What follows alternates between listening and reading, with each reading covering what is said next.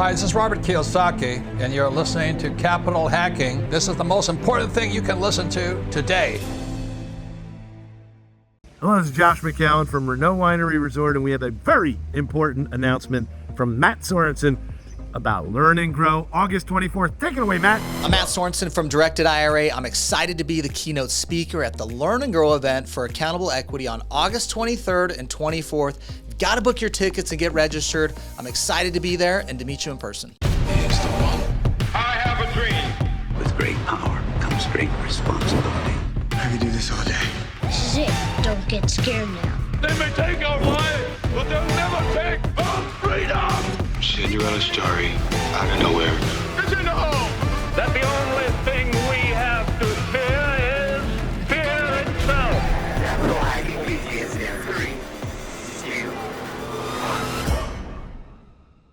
Hello, my name is Josh McCown. Welcome to Capital Hacking, and welcome to Mindset Monday. You know, the mind and the power of the human capital is something we go through and journey with each entrepreneur we talk to each week. And in episode 308, we met Kevin Taylor, the gentleman who was a banker, an entrepreneur for 30 years, built a bank, and now is an elite EOS implementer. Today begins his journey as a teacher, where he's going to pull out the kernels, the gold, the nuggets, and share them with you and I on how we can make some powerful choices today to change our trajectory of the rest of our lives. So let us know how you like it. Check out episode 308 and find out more about Kevin and dig in deep. Let's go. Welcome to the Capital Hacking Podcast. I am your host for today, Kevin Taylor, and we talk about capital. There's different forms of capital. I tend to talk about mental capital. So mental capital is your mindset and the psychology behind things. I get the information I discuss through podcasts that I listen to, books that I read. Occasionally, I'll grab something off of a documentary that I watch. This week, I'm talking about a podcast, and the podcast is the Ed Mylett Show. And in this episode, he is interviewing a guy by the name of Sam Ocho. So Sam is a local guy to me. He grew up in Dallas, Texas, where I live. He attended St. Mark's High School and then the University of Texas at Austin. After that, he was drafted to the NFL and played for the Cardinals, then the Bears, the Bucks, and the Bills, and is now an analyst for ESPN. In this episode, he discusses his book, Change Starts With You. So they talk a lot about finding one's purpose and what the scripture says. This interview is so good, is after I listened to it, I downloaded the Audible version of the book and have listened to it twice. It's great because it's read by Sam. I love books that are read by the author. But I'm going to give you about 14 takeaways that I had from this podcast interview. So let's get started. Let's see. Number one was big dreams require architects. So in the same way architects build things, you need people to help build you. We all have dreams and goals and things that we desire and want to see change. And oftentimes we don't know how to get to where we want to go. So we need these people around us, these quote unquote architects, to help us build these dreams we are trying to build. Sometimes that requires you to be vulnerable and ask for help and admit that you didn't know how to do something.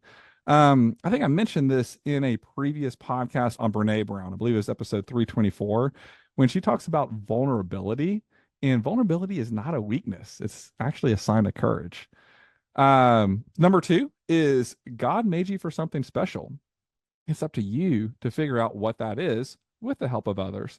So oftentimes we think that we're not worthy of something and we don't have anything to offer others. What Sam says is we are the answer to someone's prayer out there. You just don't know it right now. Point number three is everything has a cost.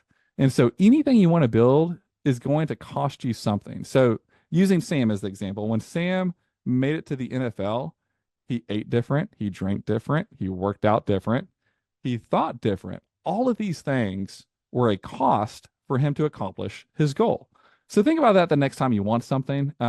Maybe it's a promotion at work, the relationship you've been working for, the summer body that you want. One of the things we've all heard is be careful what you wish for because you might get it.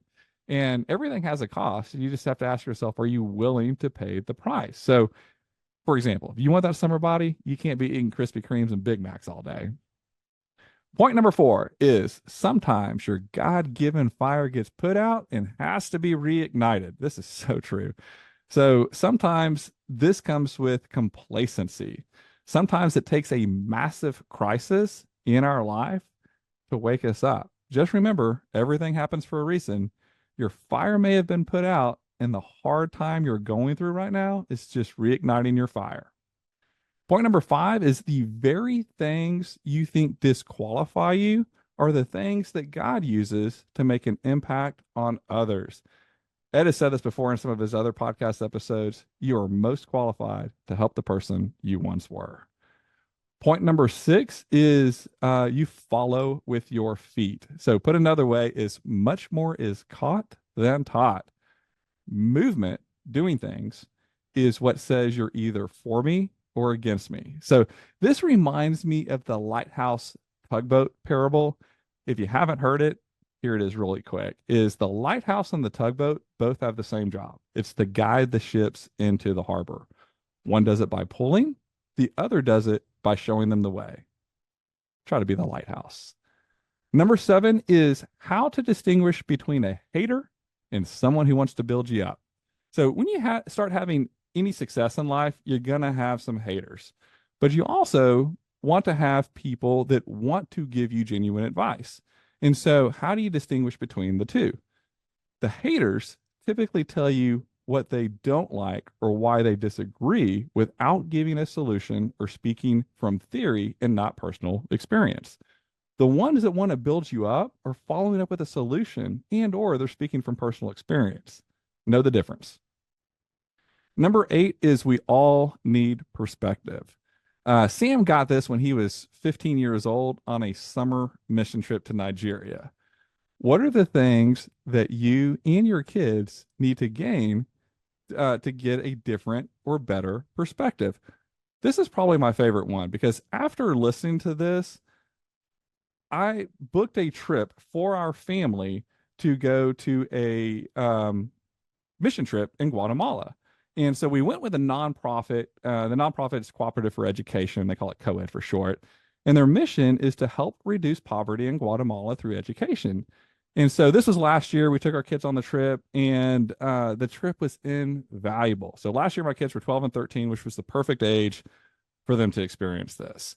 During our time there, we visited a home of a middle school student that is sponsored by COED. And it was just so humbling for our kids to see. I mean, the house was made of 10 sheet metal. They had bed sheets for a door, a dirt floor. While we were there, my daughter had to use the restroom and got to experience their outdoor bathroom facilities. And so the trip really grounded them and they realized how lucky they are. And we just really enjoyed serving. And that's why we're doing the same trip again this year. What was really touching for me is at the very end of that trip, they asked everyone, they asked mainly the kids that were there, what was their biggest takeaway? And both of them said something to the effect of they just really appreciated how much everyone, like how happy everyone was and how grateful they were just for the little things in life. And so it was great to hear my kids say that.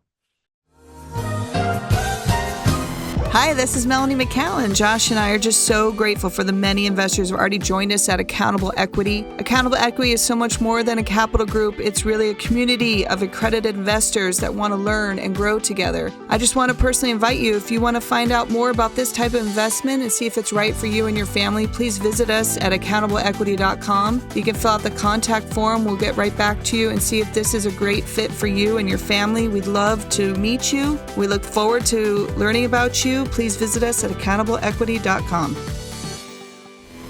Hey, this is Matt Sorensen, author of the Self-Directed IRA Handbook, CEO at Directed IRA. You're listening to the best podcast, the Capital Hacking Podcast. Number 9 goes a lot with number 8, and it says money doesn't satisfy the internal need you have.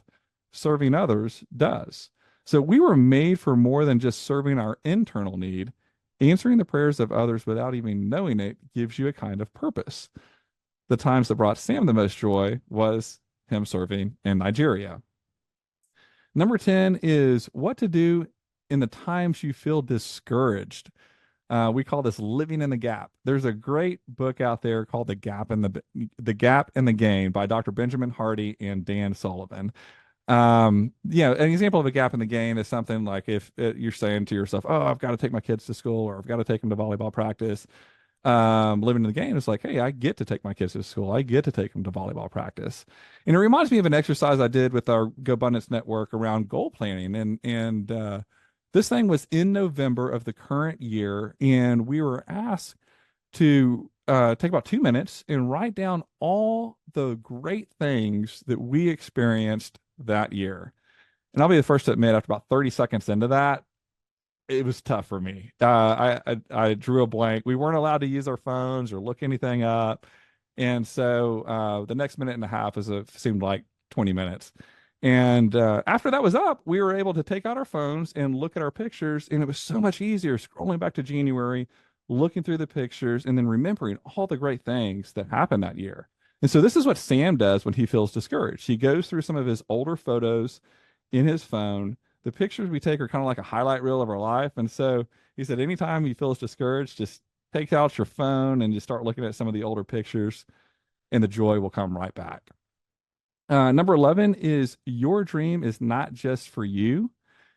They are like trees. They provide the oxygen that everyone needs to survive. We all have a platform, and other people are on the other side of your dreams. Number 12 is pain is a primer. So pain precedes progress. We all know this if we've ever worked out or lift weights, is you kind of sore the next day if you haven't done it in a long time. So it's also true if you're starting something new, like a business or a new job. So many times we want to avoid the pain and add comfort to our pain. What happens when we do this is we're dying on the inside. We don't live a life where you suffer in comfort. You don't want to do that. Humans suffer if they're not in pursuit of their potential and purpose. Number 13 is sooner or later, we have to get comfortable with pain. If we don't, we will die a slow death. Do the hard work of finding your purpose. This reminds me of a quote from my friend Rick Sapio. He says, when you know your purpose in life, it makes yes/no decisions a hell of a lot easier. All right, let's wrap it up with number 14. So number 14 is there are 4 types of people. First one is people who make no impact. The second one is motivational people. They play to people's motives. They say things like, if you do this, whatever it may be, you can have a better life, a better car, a better marriage, a better body, etc. It plays to our motives. There's nothing wrong with that. The third is an even smaller group that are inspirational people. They motivate us, but the root of inspirational is to be in spirit. So something that affects us from a spiritual perspective, emotionally, when they are in our presence. The fourth type is a really rare breed, which we call aspirational people. So this is someone, when they are in our presence, we say things like, I kind of want to be more like them. So Sam is 2, 3, and 4. He's motivational, inspirational, and aspirational. So between those 4 people, which box are you checking? Are you making an impact? Or are you making no impact? Are you motivational, inspirational, or aspirational? Are you all 3? If not, which ones can you work on? So I know you aspire to be all 3 because you wouldn't be listening this far into the podcast if you didn't. So that's all I have for you this week. If you like what you heard today, come back next week for more mental capital around mindset and the psychology behind things. If you love what you heard today, give us a 5-star rating and review. We'd love to hear from you. And until next time, ask yourself, what can you do to create a better mindset and add value to the world around you? Damn straight. We just got buddy. We got to the end of another great show. And everyone listening right now, you're the family and friends. Thanks for staying till the end. That was so fun. And hey, hit the like, hit subscribe. We're here to serve you guys. That's why we're doing this show. Josh is not paying me. I'm doing this off of my quote unquote sweat equity because we want to make a difference in your life. And then that ripple effect will continue to touch the world. Hey, amen, brother. Please check us out on capitalhacking.com, all the social media threads.